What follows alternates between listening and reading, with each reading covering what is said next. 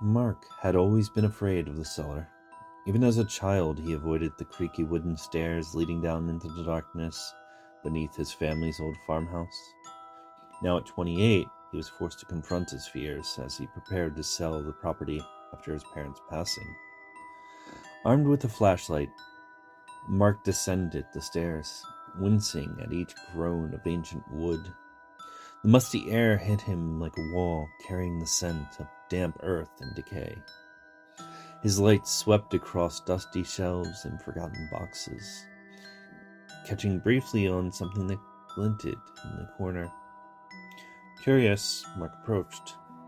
It was an old mirror, its silver surface tarnished and clouded with age. As he wiped away the grime, a movement in the reflection caught his eye. He whirled around, his heart pounding, but he saw nothing. Dismissing it and turning back to the mirror, Mark froze. A face stared back at him, but it wasn't his own. The creature had bulbous, yellow eyes that seemed to glow in the dim light.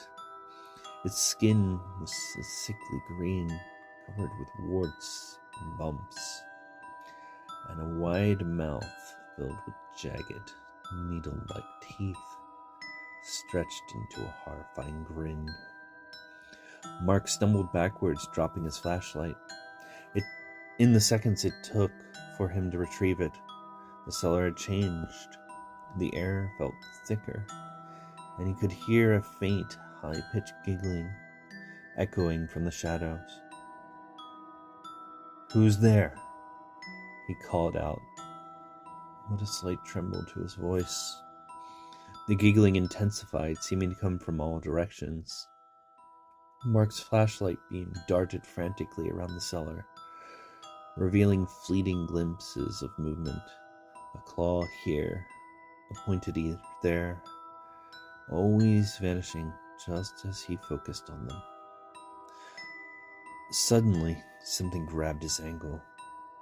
Mark looked down to see a gnarled green hand emerging from beneath an old trunk.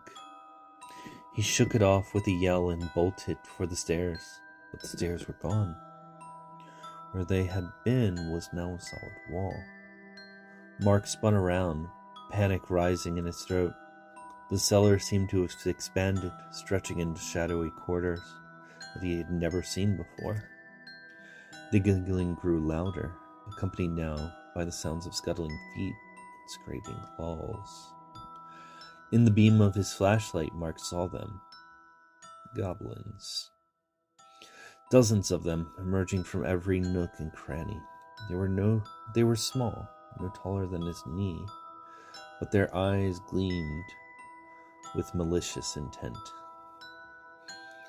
Their leader stepped forward, in the same creature he had seen in the mirror.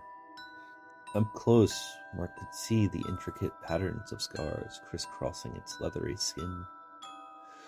The tattered remains of what might have once been clothes hanging from its hunched frame. "Welcome, human," it hissed, its voice like gravel. "We've been so lonely down here, but now you're here to play with us. Forever." The goblins surged forward, their cold hands grasping at Mark's clothes, his skin, his hair. He fought, he screamed, but there were too many. They dragged him deeper into the cellar's impossible depth, his cries fading into the darkness. Days later, when the realtor came to check on the property's progress, she found the house empty. In the cellar, there was no sign of Mark or the goblins.